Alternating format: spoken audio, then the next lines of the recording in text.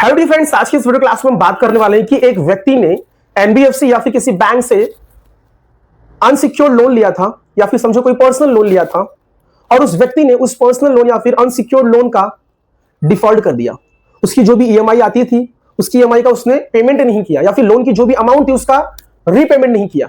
तो ऐसे में उस एनबीएफसी या फिर उस बैंक ने उस व्यक्ति के खिलाफ आर्बिट्रल प्रोसीडिंग की कार्रवाई की, आर्बिट्रेशन प्रोसीडिंग्स की कार्रवाई की और उस कार्रवाई में आगे चलकर उस व्यक्ति के खिलाफ आर्बिट्रल अवार्ड पारित हो गया, आर्बिट्रल अवार्ड इश्यू हो गया।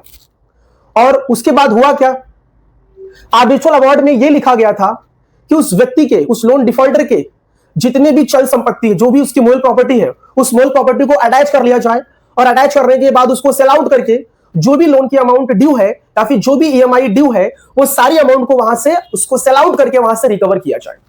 अब हुआ क्या, उस व्यक्ति को, वो जो लोन डिफॉल्टर था जिसने किसी रीजन की वजह से, हो सकता मे भी उस व्यक्ति का बिजनेस में लॉस हो रहा होगा, घर में कुछ मेडिकल इमरजेंसी आ गई होगी, काम धंधा नौकरी छूट गया होगा, XYZ कोई भी पर्सनल प्रॉब्लम होने के रीजन की वजह से उस व्यक्ति ने लोन का डिफॉल्ट किया, लोन की ईएमआई नहीं भरी और लोन का रीपेमेंट नहीं कर पाया। तो ऐसे में उस व्यक्ति के खिलाफ आर्बिट्रल अवार्ड इश्यू हो गया।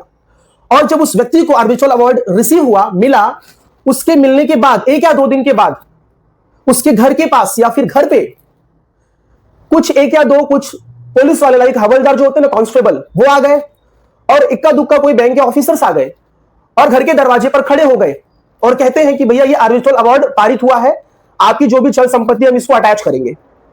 तो भैया बस वहां पे खड़े होके, वहां पे समझो कि एक तरीके से घर की वो रखवाली कर रहे हैं, गेटमैन बन चुके हैं वहां पर। लेकिन एक चीज वो भूल गए हैं कि इस आर्बिट्रल अवार्ड का एग्जीक्यूशन भी करवाना पड़ता है। कहां से? सेशन कोर्ट से, सेशन या फिर डिस्ट्रिक्ट कोर्ट बोलेंगे, वैसे तो ये सिविल मैटर है तो इसमें डिस्ट्रिक्ट कोर्ट बोला जाता है। सो डिस्ट्रिक्ट कोर्ट से उस आर्बिट्रल अवार्ड का एग्जीक्यूशन करवाना पड़ता है।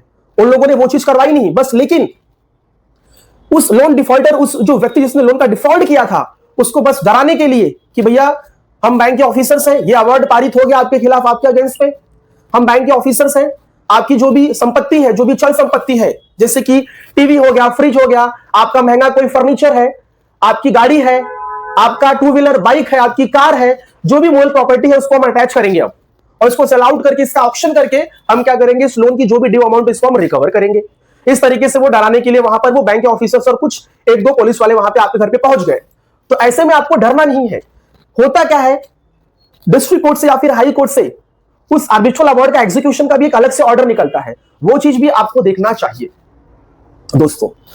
सो अब ऐसे में अब समझो कि फॉर एग्जांपल वो एनबीएफसी या फिर वो बैंक वाला उस आर्बिट्रल अवार्ड के एग्जीक्यूशन के लिए समझो कि वो डिस्ट्रिक्ट कोर्ट में चला गया और उसने वहां से डिस्ट्रिक्ट कोर्ट से उस आर्बिट्रल अवार्ड के एग्जीक्यूशन का भी ऑर्डर पास करवा लिया। अब ऐसी नौबत आ गई है कि भैया आपके जितने भी मूवेबल जो भी प्रॉपर्टीज है, जो भी आपकी चल संपत्तियां हैं, आपके टीवी, आपके फ्रिज, आपके एसी, आपके फर्नीचर्स, आपके मोटर कार जो भी है, अब इसके अटैचमेंट की ऑर्डर आ गई है। इसको सेल आउट करके लोन की अमाउंट को, जो भी ड्यू अमाउंट, उसको रिकवर करने की नौबत आ चुकी है। और ऐसे में अब आपका दिमाग काम नहीं कर रहा है कि भाई अब क्या किया जाए। अरे यार, अब तो यहां पे तो पुलिस भी आ गई है, बैंक के ऑफिसर्स भी आ गए, अब तो अटैचमेंट, अब तो ऑक्शन की बारी आ गई, अब क्या करें।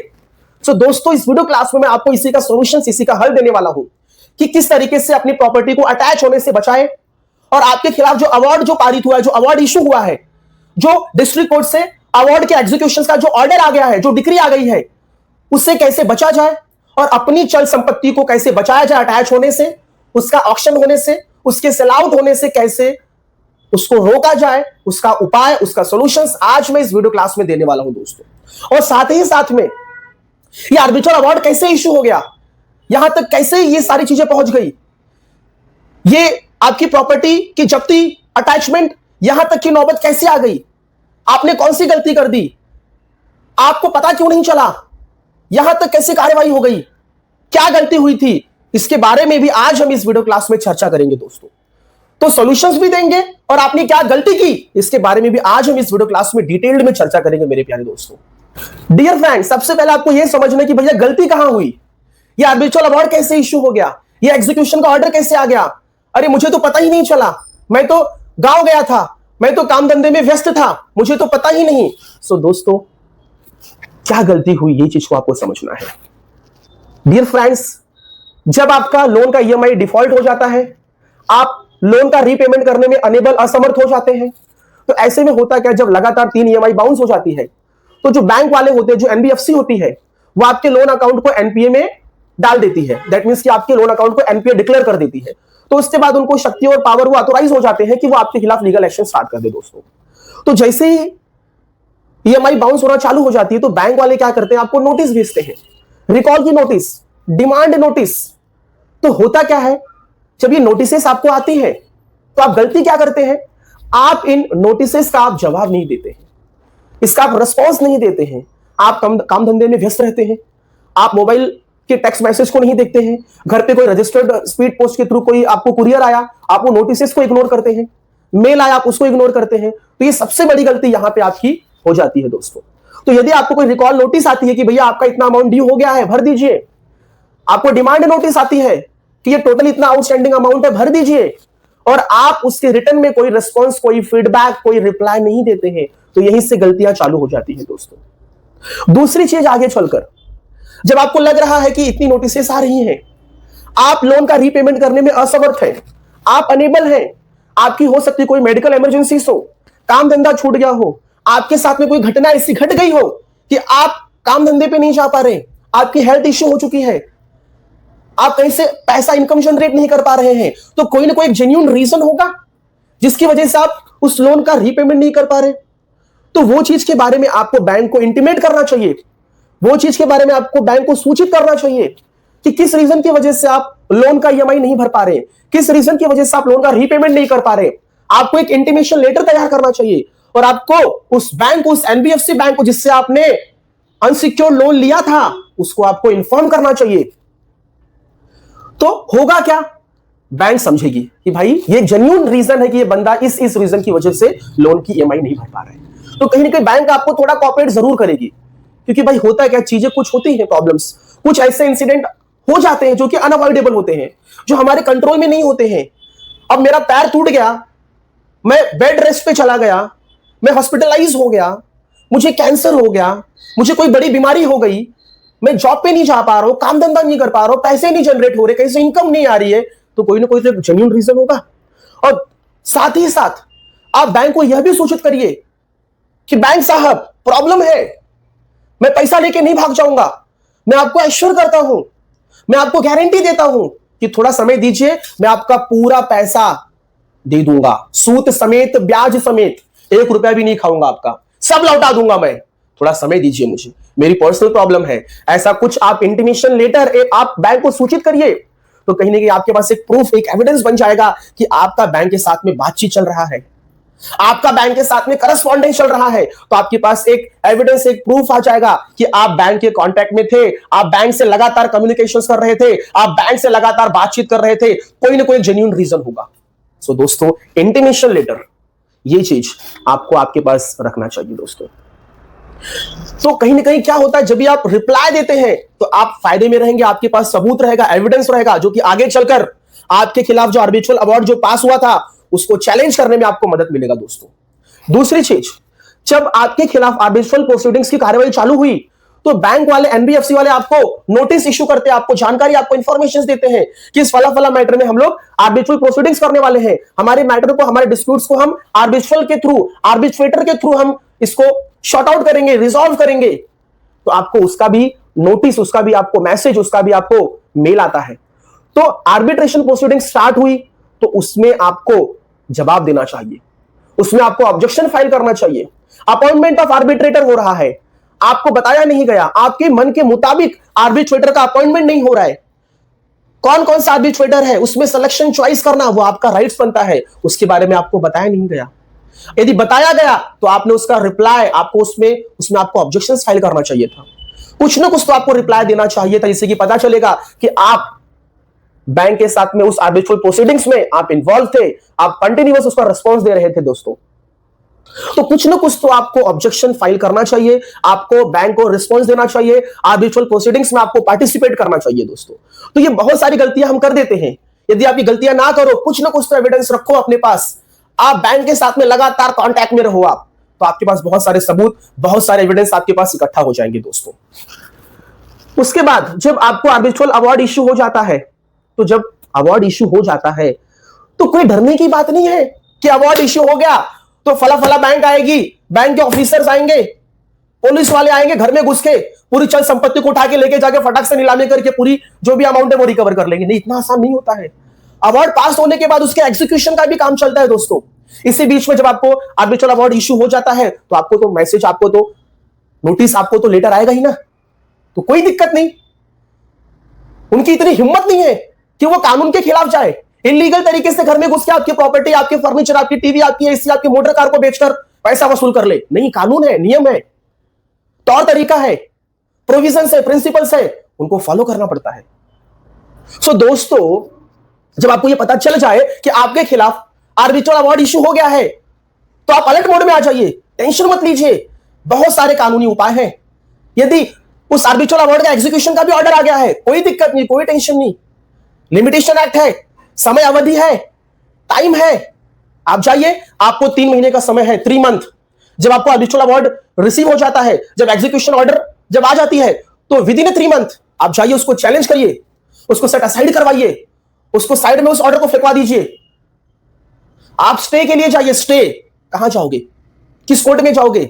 सो दोस्तों, ज्यूरिसडिक्शन होता है, क्षेत्राधिकार होता है कि आपका ये आर्बिट्रल प्रोसीडिंग्स का जो भी मैटर्स होगा इसके या किस कोर्ट में सुना जाएगा, वो बाकायदा उस जो भी आर्बिट्रेशन जो प्रोसीडिंग्स चल रही है, जो आपका लोन एग्रीमेंट्स वगैरह होगा, उसमें ज्यूरिसडिक्शन की बात की गई रहेगी, तो उसके हिसाब से जाइए।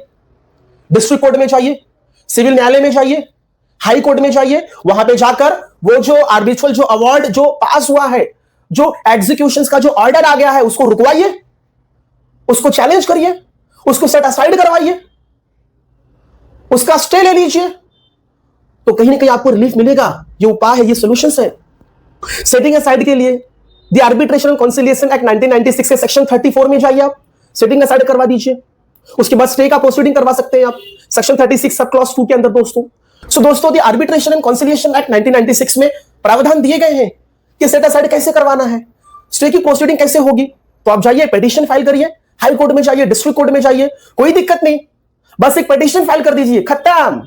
आपका वहीं पे सब कुछ ठप, सब रुक जाएगा, कोई अटैचमेंट नहीं होगा, कोई बैंक के ऑफिसर्स नहीं आएंगे, सब पुलिस वाले भाग जाएंगे। जैसे ही आप पिटीशन फाइल करेंगे, आपके हाथ में स्टे की ऑर्डर आ जाएगी, सेट असाइड का आपके हाथ में ऑर्डर आ जाएगा, कुछ नहीं होगा, nothing will happen my dear friends, मेरे प्यारे दोस्तों। सो होता क्या है, यदि आप सो जाएंगे, आप अपने अधिकारों को लेकर जागरूक नहीं रहेंगे, आप स्लीपी मोड में चले जाएंगे और आपके खिलाफ क्या कार्रवाई हो रही है आप उसके बारे में कुछ जानकारी नहीं रखेंगे, तो कोर्ट, मैं, कोई आपकी मदद नहीं कर सकता है। तो अपने अधिकारों के प्रति आपको जागरूक रहना है। आपके खिलाफ क्या कार्रवाई चल रही है उसका रिस्पॉन्स दीजिए, उसका रिप्लाई दीजिए। तो ये सब नहीं देने की वजह से ये सब खामियाजा आपको भुगतना पड़ता है, और ऐसे दिन आ जाते हैं, ऐसा वक्त आ जाता है कि आपके घर की संपत्ति की नीलामी हो जाती है दोस्तों। तो आपको इसे रोकना है, तो मैंने आपको सॉल्यूशंस, मैंने आपको इसका उपाय बता दिया दोस्तों। तो भैया अलर्ट मोड पे आ जाइए, डरना नहीं है, हर एक चीज का सॉल्यूशंस है। अरे जो गलत हो गया, गलत हो गया, उसको रेक्टिफाई करना, उसको सुधारने का भी ऑप्शन रहता है। हर एक चीज का सॉल्यूशन है, हर एक चीज का उपाय है। अरे यार, जेन्युइन रीजन है, इस रीजन की वजह से मैं रीपेमेंट नहीं कर पाया, आप बताइए कोर्ट को, डेफिनेटली आपको रिलीफ मिलेगा। The arbitration and conciliation act 1996 में ग्राउंड्स दिए गए हैं, सेक्शन 34 में ग्राउंड्स दिए गए हैं, सेट असाइड करवाने के ग्राउंड्स दिए गए, ग्राउंड्स का उपयोग कीजिए। अरे बैंक वाले हैं, एनबीएफसी है, उनके स्टाफ, उनके एडमिनिस्ट्रेटिव, उनके एजेंट्स, उनके लीगल एडवाइजर, किसी का किसी से कोई मेल जोल नहीं चलता है, कोई एक दूसरे को प्रॉपर्ली अच्छे से कोऑपरेट नहीं करते हैं, उनका जो मैसेज एक दूसरे को जो पास होता है वो भी बराबर नहीं होता है। तो सब लोग कुछ ना कुछ तो गलतियां कर देते हैं, और उस गलतियों का आपको फायदा लेना है, उन पॉइंट्स को ढूंढ के निकालना है। आर्बिट्रेशन प्रोसीडिंग्स में क्या क्या गलतियां हुई हैं, आपको इंटीमेट नहीं किया गया, आर्बिट्रेशन प्रोसीडिंग चालू हो रही है, आपको बताया नहीं गया, आर्बिट्रेटर का अपॉइंटमेंट हुआ, यह भी आपको नहीं बताया गया। अरे बहुत सारे पॉइंट्स है आपके पास। जो आर्बिट्रेटर है वो इम्पार्शियल है, वो एक तरफा काम कर रहा है, बैंक के पक्ष में काम कर रहा है, ये सारे पॉइंट्स निकालिए, ये सब ग्राउंड्स हैं। जो भी ऑर्डर दिए गए हैं आर्बिट्रल अवार्ड्स में, वो पब्लिक पॉलिसी के अगेंस्ट में है, ये ग्राउंड्स है। लोन एग्रीमेंट्स में आर्बिट्रल प्रोसीडिंग्स के बारे में चर्चा ही नहीं हुई थी, फिर भी मेरे खिलाफ आर्बिट्रल प्रोसीडिंग चला दी गई, अरे ये भी ग्राउंड है। मेरे खिलाफ आर्बिट्रल प्रोसीडिंग्स हुई, मुझे मैसेज नहीं भेजा गया, मुझे इंटीमेट ही नहीं किया गया, अरे ये भी ग्राउंड्स है। तो ऐसे 9 से 10 ग्राउंड्स दिए गए हैं सेक्शन 34 में, उस ग्राउंड्स का आप उपयोग कीजिए। जो आर्बिट्रल अवार्ड आया, जो प्रोसीडिंग चली है, उसको पढ़िए, समझिए और उसी में से गलतियों को ढूंढिए। उसी में से जो आपके फेवर में जो पॉइंट्स काम कर सकते हैं वो पॉइंट्स को निकालिए और उसी पॉइंट्स को लेके जाकर सेट असाइड का एप्लीकेशन फाइल करवाइए, स्टे का फाइल एप्लीकेशन लगवाइए, चैलेंज कीजिए। और भी बहुत सारे ग्राउंड्स है दोस्तों। आर्बिट्रल जो आर्बिट्रेटर है उसका जुरिस्डिक्शन नहीं था, बियॉन्ड जुरिस्डिक्शन क्षेत्राधिकार के बाहर जाकर उसने इस आर्बिट्रल अवार्ड को इशू किया है। इनकी जो प्रोसीडिंग्स थी वो इम्प्रॉपर थी, सही नहीं थी, एक तरफा थी। जो आर्बिट्रेटर था वो करप्टेड था, वो बैंक के पक्ष में काम कर रहा था, उसके फेवर में काम कर रहा था। यहां पे फ्रॉड तरीके से आर्बिट्रल अवार्ड इशू किया गया है। ये सारी चीजों को, ये सारे ग्राउंड्स को आपको रखना है दोस्तों। जब आप इस आर्बिट्रल अवार्ड को चैलेंज करेंगे, ये सारे ग्राउंड्स है दोस्तों। आर्बिट्रेशन प्रोसीडिंग्स के जो नियम कानून है, जो प्रिंसिपल्स है, जो प्रोविजंस है, जो लॉज है, उसको आर्बिट्रेटर ने फॉलो नहीं किया, उसके अगेंस्ट में जाकर काम किया। ये सब पॉइंट्स है आपके पास। दी ऑडियो अल्टरम पार्टन, मेरे को सुना ही नहीं, मुझे सुने बिना ही अवार्ड पारित कर दिया, सिर्फ बैंक की सुनता गया, मेरे एविडेंस, मेरे डिफेंस को सुना ही नहीं गया। तो यहां पे ऑडियो अल्टरम पार्टम, ये चीज को भी, ये लॉ है, ये मैक्सिम है कि भैया दोनों पक्षों को सुनना चाहिए। ये तो एक तरफा कार्रवाई चल रही है, तो बायस है, बायस। और जो आर्बिट्रेटर साहब जो बैठे हैं वो तो अपने ही बोलते ना, अपने ही केस, समझो कि वो बैंक के ऑफिसर से अपने ही केस में खुद ही जज बन के बैठे हैं, वो अपने ही केस में खुद जज बन के बैठे हैं। ये तो गलत है, ये तो बायस है, ये तो इम्पार्शियल है। तो ये सारी चीजें हैं, ये ग्राउंड्स हैं आपके पास, इनको लेके जाइए और मजबूती से लड़िए दोस्तों। कोई अटैचमेंट नहीं होगा, ये मेरी गारंटी है, कोई अटैचमेंट नहीं होगा। जब आप घर पे बैठ जाते हो ना, सो जाते हो ना, डर जाते हो ना, तो बैंक इसका फायदा उठाती है। तो दोस्तों डरना नहीं है, लड़ना है, डरना नहीं है, लड़ना है। कोई प्रॉब्लम, कोई तकलीफ है, कोई दिक्कत है, आप मुझे कांटेक्ट कीजिए, मैं आपकी सहायता करूंगा, मैं आपका सहयोग करूंगा, मैं आपको सपोर्ट करूंगा, मैं आपको मोटिवेट करूंगा, मैं आपको पुश करूंगा, मैं आपके अंदर कॉन्फिडेंस डालूंगा। लड़ना नहीं है। अरे जीवन और लाइफ एक ही बार मिलती है, धरती पर एक ही बार आए हैं, एंजॉय करो, डरो मत, चीजों से लड़ो और हेल्दी जीवन जियो और परिवार को खुश रखो। ये सारी चीजें चल रही ना, कोर्ट कचहरी, अवार्ड, ये वो, डरना नहीं है, इससे लड़ना है। ये मेरी गारंटी है दोस्तों, कुछ नहीं होगा, जो सही है वो सही है। पैसा नहीं है मेरे पास, क्या करूं? क्या जान ले लूं? क्या अपने आप को मार लूं, सुसाइड कर लूं? क्या यही सॉल्यूशंस है? नहीं, ये सॉल्यूशंस नहीं है दोस्तों। जीवन, लाइफ एक ही बार मिलती है, उसको एंजॉय करके ले लो।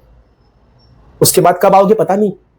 तो ये सब लोन, पैसा, कोर्ट कचहरी, ये प्रोसीडिंग्स है, नियम कानून है, बुक्स में लिखी है, चलती रहेंगी, कोई दिक्कत नहीं।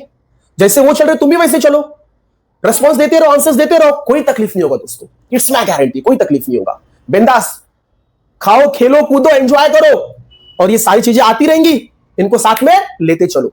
सो दोस्तों, मेरा ये वीडियो यहां पे खत्म होता है। आप लोगों ने इतना समय दिया, आप लोगों का बहुत बहुत धन्यवाद। मेरे इस चैनल को सब्सक्राइब कीजिए, लाइक कीजिए। यदि इस तकलीफ से कोई आपका दोस्त, पड़ोसी, आपका फ्रेंड्स, आपका रिलेटिव कोई इस तकलीफ से गुजर रहा है तो उसको यह वीडियो शेयर कीजिए, जिससे उसके अंदर एक कॉन्फिडेंस आ जाए, एक मजबूती आ जाए, वो निराश ना होए, वो टेंशन ना ले, वो चिंता मुक्त हो जाए दोस्तों। और इसी तरीके से मेरे इस चैनल को प्यार देते रहिए, दुलार देते रहिए और मेरे चैनल को सब्सक्राइब कीजिए। और मन में कोई डाउट है, कोई शंका है, कोई प्रश्न है तो कमेंट बॉक्स में लिखिए दोस्तों, मैं आपको जरूर इसका मैं आपको जवाब दूंगा, जरूर इसका मैं जवाब दूंगा दोस्तों। Thank you so much for watching my videos, thank you so much दोस्तों।